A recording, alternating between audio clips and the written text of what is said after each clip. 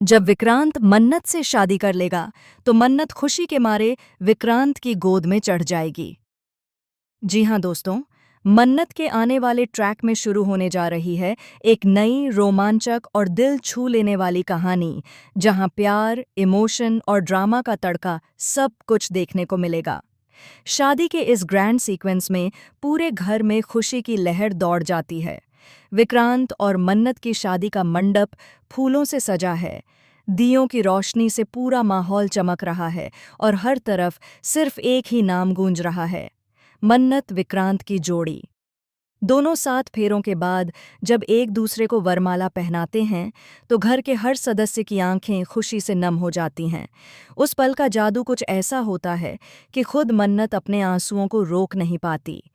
विक्रांत उसके आंसू पोंछता है और दोनों एक दूसरे को देखते हैं, मानो ये पल उनकी जिंदगी का सबसे खूबसूरत मोड़ हो। फेरे पूरे होते ही विक्रांत मन्नत की मांग में सिंदूर भरता है। पंडित जी के मंत्रों की गूंज, शहनाइयों की धुन और चारों ओर उड़ते फूलों की बारिश उस पल को जादुई बना देती है।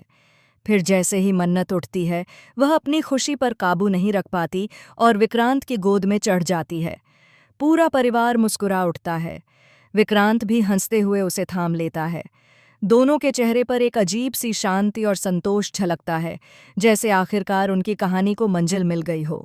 लेकिन दोस्तों, जैसा कि हर कहानी में होता है, जब सब कुछ परफेक्ट लगने लगता है, तब किस्मत एक नया इम्तिहान लेकर आती है। मन्नत के आने वाले एपिसोड्स में शादी के बाद का यह खुशियों भरा माहौल ज्यादा दिनों तक नहीं टिकेगा, क्योंकि कहानी में एंट्री होने वाली है एक पुराने राज की। ऐसा राज जो विक्रांत और मन्नत के रिश्ते की नींव को हिला देगा। शादी के बाद दोनों हनीमून के लिए निकलते हैं, एक खूबसूरत पहाड़ी जगह जहां बर्फ गिर रही है, ठंडी हवाएं चल रही हैं और दोनों हाथों में हाथ डाले चलते हैं। वहां का हर दृश्य मानो किसी फिल्म से कम नहीं लगता। मन्नत और विक्रांत एक दूसरे की आंखों में देखते हैं और ये महसूस करते हैं कि अब कोई उन्हें अलग नहीं कर सकता।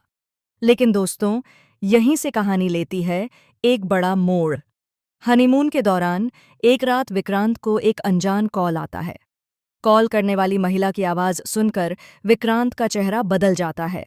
वह घबरा जाता है, लेकिन मन्नत से कुछ नहीं कहता। मन्नत ये सब नोटिस करती है। वह पूछती है, विक्रांत, कौन था? विक्रांत झूठ बोलता है, ऑफिस से कॉल था, कुछ जरूरी काम था। लेकिन मन्नत को यकीन नहीं होता। उसकी आंखों में शक की एक झलक दिखती है और यहीं से शुरू होता है कहानी का नया अध्याय। दूसरी ओर शहर में शालिनी नाम की एक रहस्यमयी औरत की एंट्री होती है। वह खुद को विक्रांत की बिजनेस पार्टनर बताती है, लेकिन असल में उसके इरादे कुछ और हैं। शालिनी विक्रांत से पुराना हिसाब बराबर करना चाहती है। उसके पास कुछ ऐसे सबूत हैं जो अगर सामने आ गए तो विक्रांत की पूरी इमेज और करियर बर्बाद हो जाएगा। लेकिन उसे पता है कि विक्रांत की सबसे बड़ी कमजोरी है मन्नत। इसलिए शालिनी अपनी चाल चलती है। शालिनी धीरे धीरे मन्नत के करीब पहुंचने की कोशिश करती है। वह उसे अपने मीठे शब्दों और नकली दोस्ती के जाल में फंसाने की कोशिश करती है। मन्नत भी शुरुआत में उसे एक अच्छी महिला समझती है, लेकिन जल्द ही उसे महसूस होता है कि कुछ तो गड़बड़ है। एक दिन मन्नत देखती है कि शालिनी विक्रांत के कमरे से निकल रही है और विक्रांत के चेहरे पर अजीब सी बेचैनी है। जब वह सवाल करती है तो विक्रांत टाल देता है। मन्नत के मन में सवालों का सैलाब उठता है। क्या विक्रांत मुझसे कुछ छिपा रहा है? उधर विशाखा भी फिर से कहानी में वापसी करती है। जी हाँ दोस्तों, विक्रांत की माँ विशाखा, जिसने पहले इन दोनों के बीच गलतफहमियां पैदा की थीं, अब फिर से लौट आती है।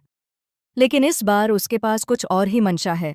वह कहती है, मुझे अब अपनी गलती का एहसास है। मैं अपने बेटे और बहू को एक साथ खुश देखना चाहती हूँ। लेकिन क्या यह सच है या फिर यह विशाखा की कोई नई चाल है? शालिनी और विशाखा दोनों मिलकर एक खतरनाक गेम खेलना शुरू करती हैं। एक तरफ मन्नत विक्रांत पर भरोसा करने की कोशिश करती है, दूसरी तरफ उसे हर दिन नए झटके मिलते हैं। विक्रांत के ऑफिस में एक फाइल गायब हो जाती है।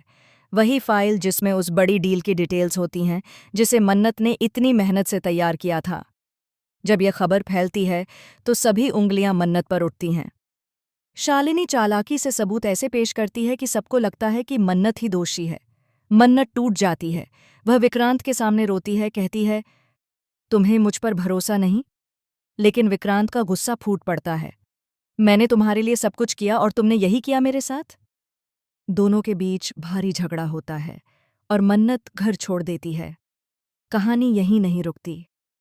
बाहर जाते वक्त मन्नत की कार का एक्सीडेंट हो जाता है। विक्रांत को जब यह खबर मिलती है तो उसकी दुनिया उजड़ जाती है। वह पागलों की तरह अस्पताल भागता है, जहां डॉक्टर कहते हैं वह खतरे से बाहर है, लेकिन उसे गहरी चोट लगी है। विक्रांत मन्नत के सिर पर हाथ रखकर कहता है, मुझे माफ़ कर दो मन्नत, मैंने तुम पर शक करके बहुत बड़ी गलती की। धीरे धीरे मन्नत होश में आती है और उसकी आंखों में सिर्फ एक ही बात झलकती है, दर्द और मोहब्बत दोनों का संगम। लेकिन इस बीच शालिनी और विशाखा अपनी चालों को और तेज कर देती हैं। वे विक्रांत के बिजनेस को बर्बाद करने की पूरी कोशिश करती हैं। विक्रांत सब कुछ खोने लगता है, उसका नाम, उसका कॉन्ट्रैक्ट, उसकी प्रतिष्ठा। लेकिन मन्नत, जो अब पहले जैसी भोली नहीं रही, अपनी बुद्धिमत्ता से एक एक करके शालिनी और विशाखा की साजिशों का पर्दाफाश करती